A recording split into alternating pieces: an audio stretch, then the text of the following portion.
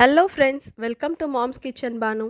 நான் முன்னும் உணவே மருந்து இந்த சீரீஸில் இன்றைக்கி நம்ம பார்க்க போகிறது நூக்கல்ஸ் பொரியலுங்க. டயாபெட்டிஸ் உள்ளவங்களுக்கு மிகச்சிறந்த உணவுங்க இந்த நூக்கல்ஸ். காலையில் வெறும் வயிற்றில் ஜூஸாக எடுத்துக்கிட்டால் டயாபெட்டிஸ் சர்க்கரை வியாதி இருக்கிறவங்களுக்கு சர்க்கரை கட்டுக்குள் வருங்க. சர்க்கரை வியாதி உள்ளவங்களுக்கு ஏற்படும் நாவறட்சி, உடற்சோர்வு இது எல்லாத்தையும் இந்த நூக்கல்ஸ் நல்லபடியாக தடுக்குங்க. வாங்க நம்ம இப்போ எப்படி அதை செய்கிறதுன்னு பார்ப்போம்.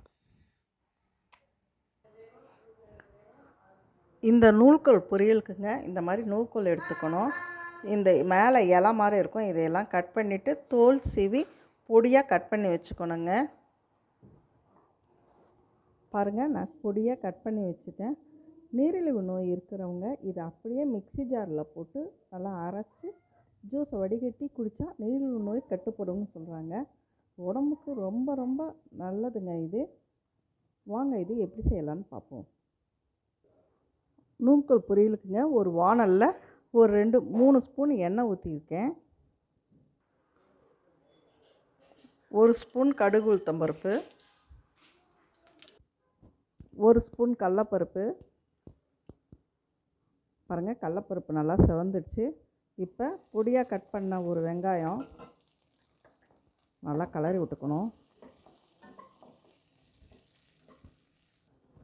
கொஞ்சம் கருவேப்பிலை போட்டு நல்லா கிளறி விட்டுக்கலாம். இப்போ நம்ம கட் பண்ணி வச்சுருக்க நூல்கோலை போட்டுக்கலாம்.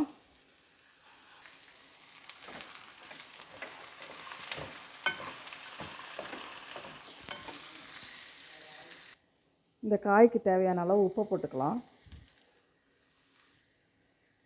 மஞ்சத்தூள் 1/2 ஸ்பூன். காயோட பச்சை வாசனை போகிற வரைக்கும் நல்லா கிளறி விடணும்.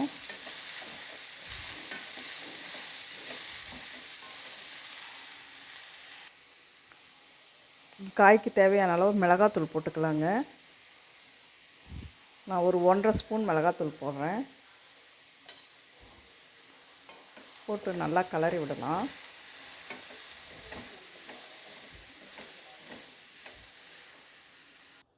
இந்த காயிலேயே மிளகாத்தூள் போடும்போது இந்த காயில் உப்பு காரம் எல்லாம் நல்லா ஏறுங்க. அதுக்காக தான் எப்பயுமே காயில் மிளகாத்தூள் போட்டு நல்லா வதக்கி விடணுங்கிறாங்க. பாருங்கள், நல்லா வதக்கி விட்டாச்சு. இப்போ இதுக்கு தேவையான அளவு தண்ணி ஊற்றிக்கலாம்.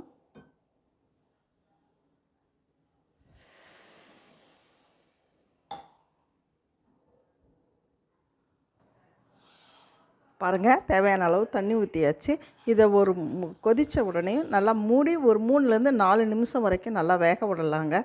இந்த காய் எப்பயுமே பச்சையாகவே சாப்பிட்லாங்க, நல்லா டேஸ்ட்டாக இருக்கும். இது ஒரு முள்ளங்கி டேஸ்ட்டும் இல்லாமல் ஒரு கோஸ் டேஸ்ட்டும் இல்லாமல் ஒரு கலந்த டேஸ்ட்டாக தான் இருக்கும். இது பச்சையாகவே சாப்பிட்டாவே அவ்வளோ நல்லது உடலுக்கு. நீரிழிவு நோயாளிகளுக்கு ரொம்ப டயபெட்டிஸ் பேஷண்ட்டுக்கு அவ்வளோ நல்லதுங்க.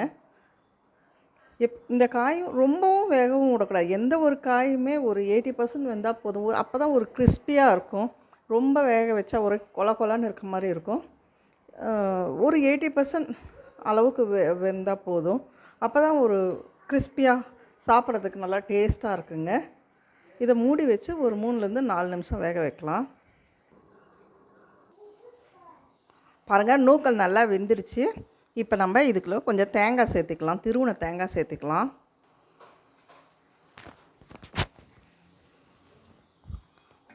பாருங்கள், தேங்காயை கொஞ்சம் போட்டாச்சு. இதை நல்லா கிளறி விட்டுக்கணும்.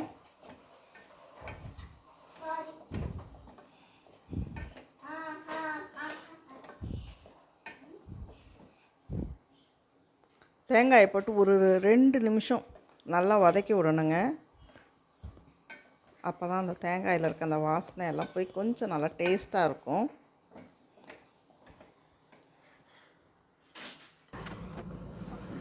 மேலே கொத்தமல்லி இலையை லைட்டாக தூவிக்கலாம். டேஸ்டான நூக்கல் பொரியல் ரெடி ஆகிடுச்சுங்க. இந்த வீடியோ பிடிச்சிருந்தா லைக் பண்ணுங்கள், ஷேர் பண்ணுங்கள், சப்ஸ்கிரைப் பண்ணுங்கள். மறக்காமல் பெல் பட்டனை கிளிக் பண்ணுங்கள். அப்போ தான் நான் போடுற எல்லா வீடியோவும் உடனுக்குடன் வரும். தேங்க்யூ.